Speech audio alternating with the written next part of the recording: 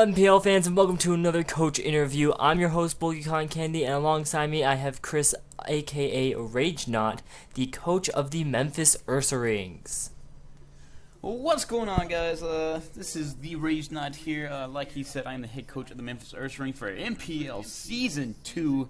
100% excited to start this season up. And actually, it's going to be a pretty cool interview, I think, so I hope you guys enjoy. So, why don't you tell us a little bit about yourself, just how old you are, what got you into Pokemon, and what actually got you into competitive Pokemon? Let's see. I am 28. I've been a fan of Pokemon since it first came out in 98. I think 96. 96, yeah, 96. Played Pokemon Red, my very first Pokemon game. Absolutely loved it, amazing. Charizard's my favorite Pokemon for obvious, all kinds of reasons. I actually started watching. I didn't get into competitive Pokemon battling until I started.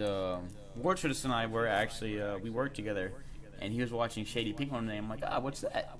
It's like it's competitive Pokemon battling. That looks pretty fun and cool. So I started watching, and then I branched out to other people too. But I still watch Shady to this day just because it's a fun time to do, and I enjoy it. It's a lot of fun. All right. Also, this is really off topic, but I notice I've been doing this a lot in some of the interviews. I'm looking down a lot in some of the interviews.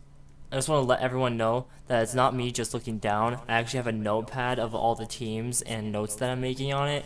So if you ever see me looking down, that's just me making notes and me just thinking while looking at my notes. Okay, anyways, aside from that, let's take a look at your draft. You drafted, and in this order, Mega Venusaur, Zapdos, Kyurem Black, Manaphy, Entei, Azelf, Whimsicott, Drapion, Snorlax, Hitmontop, and Metagross.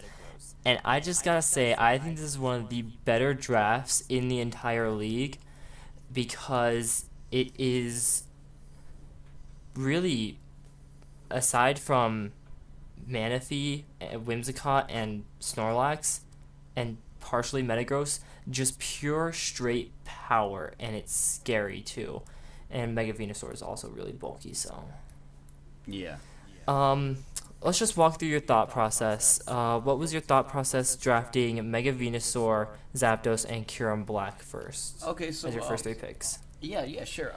The thing about Mega Venusaur is it was never originally meant to be my first pick. I was actually going to go from my first pick, because I'm in the Green Division, which I think is one of the tougher divisions in the MPL, and I played Jordy, I played Jack, and I played Dan, all who bring really interesting sets in Pokemon.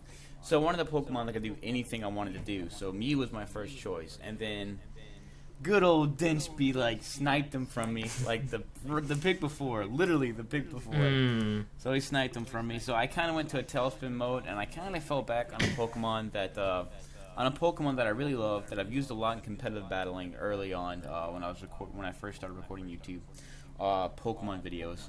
And I love Mega Venusaur. Mega Venusaur is one of the best competitive Pokemon in OU, in my opinion. It's so bulky.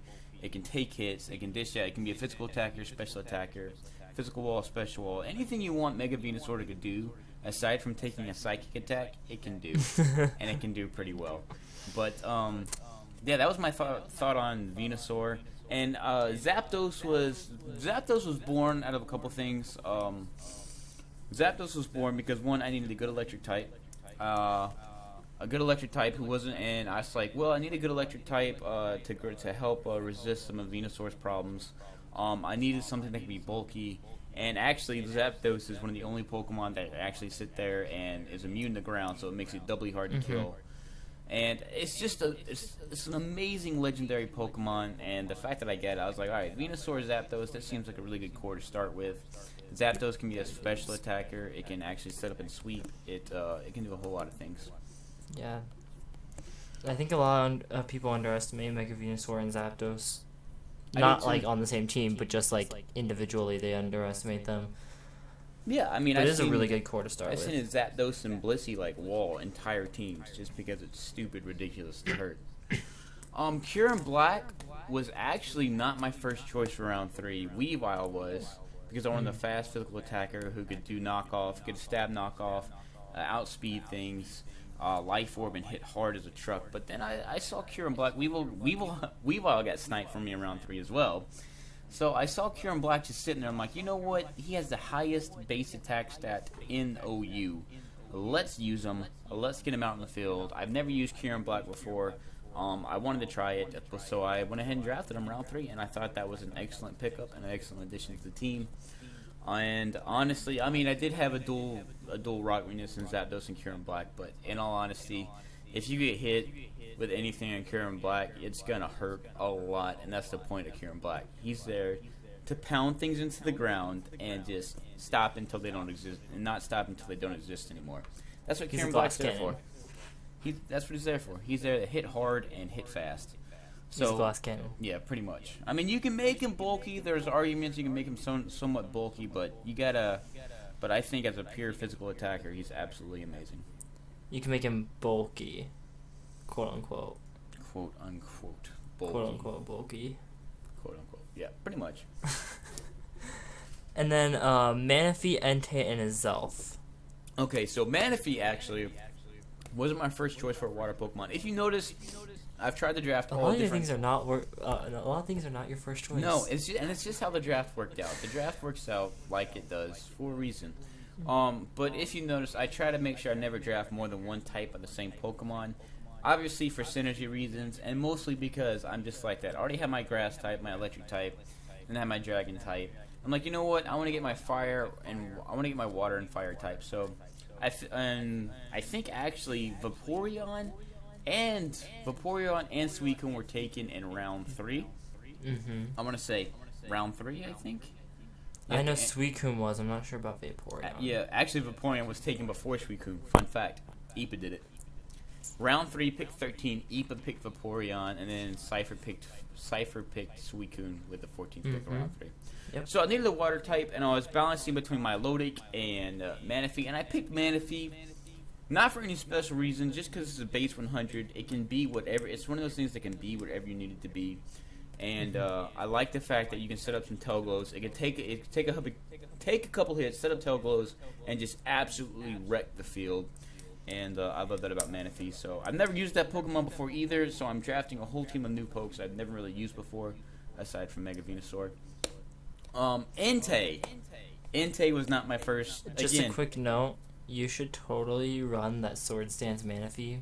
Run a physical Manaphy. I'm thinking about it. I've looked at a lot of options for Manaphy. Manaphy is really amazing. Mm-hmm. I've looked at a lot of options for it. It's definitely. I don't want to say it's definitely coming to my first match, but you might see it in my first match. Entei was actually, again, we're going with the same theme. It was my first pick for a fire Pokemon. Arcanine was. But the fact that Entei actually fell to that deep in round 5 actually really surprised me. And fire types are my favorite Pokemon, and since I didn't draft Charizard X, I drafted Entei, and I can't be happier with the pick. He's a ballin' attacker, and he threatens out a lot of things. So Entei, I felt, was a solid pick. And then round 6, actually, I had no idea what I was going to pick for round 6. Like, after I got my first 5 rounds, I'm like, I have a pretty solid team. Who do I want now? And I looked at my team, and I noticed, you know what?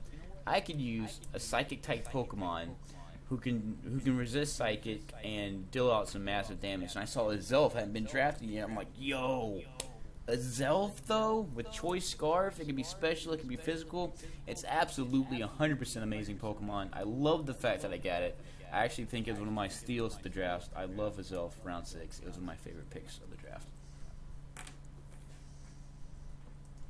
And then you had Whimsicott, Drapion, and Snorlax. Okay, so now we're getting to the part of my draft where I felt was my weakest area. I know some people are going to debate about that. But again, we're going with the same theme. It's going to be the same thing, the entire time. I wanted, with where Whimsicott was, I wanted Klefki. Mostly because Klefki has Prankster, it's a Fairy Steel, and it's not weak to Poison, it's not weak to Steel, and it's just an amazing Pokemon. It's only weak to Fire, Ground, and I think Fire, Ground, what else? I don't know if it's weak to anything else. I think it's just Fire and Ground. Fire, Ground. Maybe? It's not weak to Fighting, because Fairy resists. But anyways, Might be it. It was an amazing Pokemon with Prankster, and I loved it. But of course, it got sniped early in that round. And a good buddy, another coach in the MPL pointed out to me, he's like, dude, you need a fairy, because dragons are going to be a problem. I'm like, yeah. And Whimsicott has Prankster, so it's not a bad trade-off. So I drafted Whimsicott, and then with the very next pick, actually, selected Drapion. Mostly because having a dark type on the team that got stab knockoff was amazing. And you can make Drapion physically defensive. You can make him physically attacking. You can do a lot of different things, and I liked it about Drapion. Maybe a special wall, but I don't need any special wall on my team. Because with the next pick, I got Snorlax, who is probably, besides Blissey, special wall one of the best special walls in the game. And I actually had the option to draft Blissey, but I didn't want to be that guy who drafted Blissey and played Clock Wars all day. Plus, with the option of cursing on Snorlax, you got a powerful Pokemon who just uses fat body to slam people into the ground, and I thought that was unique. So I picked up Snorlax. Yeah, Curslax. Yeah. And then Hitmontop was your 10th pick. Hitmontop was a need for some stability on my team. As I said before, I haven't used any of the other Pokemon in any sort of battles. I've never used Entei, Azelf, Whimsicott, Drapion. Snorlax I've never used. I've never used Manaphy, Kyurem. I've used Zapdos in free-for-alls, but that's about it. But Mega Venusaur is a big one. And I needed a fighting type. I needed a fighting type spinner, and Hitmontop is one of the best spinners in the game because it gets access to Fake Out, Mach Punch, and Bullet Punch. So it can get some priority on you. It can be assault vested. It can be physically defensive and still do damage. It's amazing. It is RU though, so I'm gonna have to build around it if I bring it, or make it like a support poke on a team. But I think it's a good spinner, and I needed a fighting type, someone who can come in, especially for people who have Mega Lopunny, Hitmontop balls, Mega Lopunny all day in a bag of potato chips. So I needed something that could wall something like that, and Hitmontop with Intimidate and Mach Punch just completely destroys Mega Lopunny. And then your last pick, which I was shocked when I saw this at the bottom of the draft, was Metagross. I was so surprised. I'm going to come out and be honest with everyone watching right now. I was actually going to pick Spiritomb, and I was looking through, I'm like, a Ghost Dark type wouldn't be bad. It'd actually be pretty good. I mean, I get resistance to Dark type, but you know what? I was looking, I'm like, wow, Metagross still hasn't been taken. Yeah, you'd probably have to Lumberry to make him somewhat useful, like maybe get a Home Claws and Lumberry him, so it'd be somewhat useful because you know people want to come in and burn him. And then you can just wreck shop on them. I mean, it's really stupid, ridiculous. Although it's not Mega Metagross, the only thing that makes Mega Metagross such a threat is the boost to its speed. Because it goes from base 80 to base 110 speed, which makes it outspeed actually base 70 to 110. Yeah, it's really base 70 insanely crazy. So it gets a 40-point boost in speed, which makes it outspeed 80% of the meta. And obviously, which is ridiculous. Mega Metagross was banned for a reason because it's stupid ridiculous in this type of format. Is. It's so hard to prepare for. If you've seen, and I don't want to bring other leagues into it, but if you've seen A-Drive use it in the UCL, it just wrecks complete shop on everyone's team. Yeah. About A-Drive, I love A-Drive, but that dude has some serious luck every time he battles Shady. I mean, just stupid, ridiculous luck. Shady's had him a couple times and just can't pull through. Yeah, A-Drive's a good guy, and he's fun to watch, and he's obviously a really insanely talented battler. So yeah, but yeah, Metagross I thought was an amazing pick for the last round. He fell all the way to round 11. I think people really undervalued him in OU, but yeah. Because it wasn't Mega. Because that was the biggest reason. It's because it's not Mega.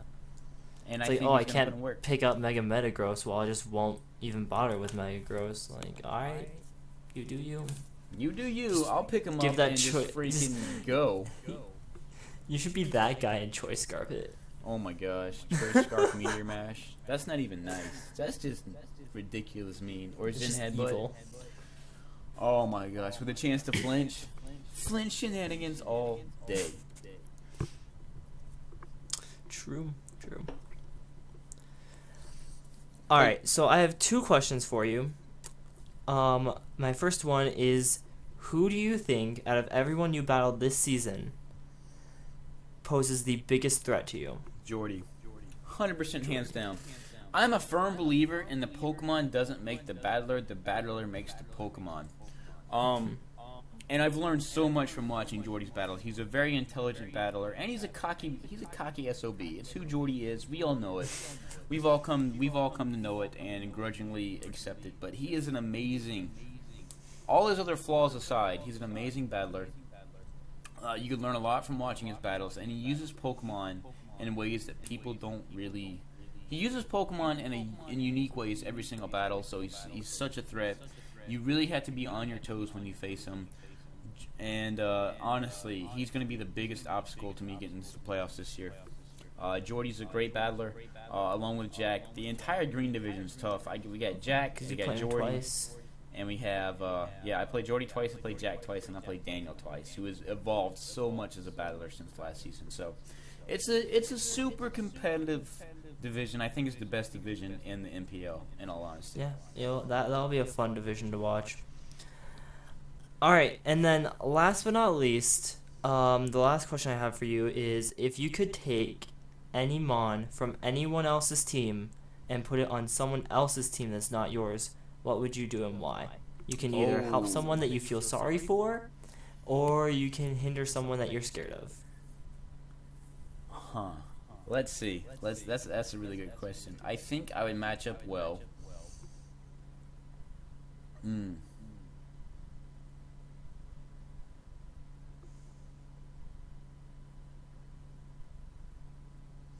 If I could take Mega Alakazam and switch him with Mega Manectric on Jordy's team, I would.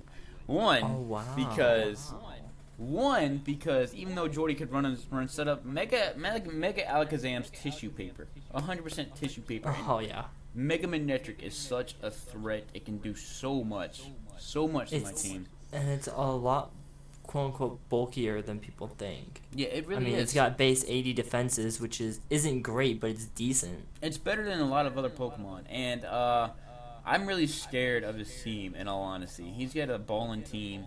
I don't know what he was thinking the last half of his draft. I'm pretty sure he has a great strategy for it, but I'm not sure what he was thinking with Miltank and Kecleon.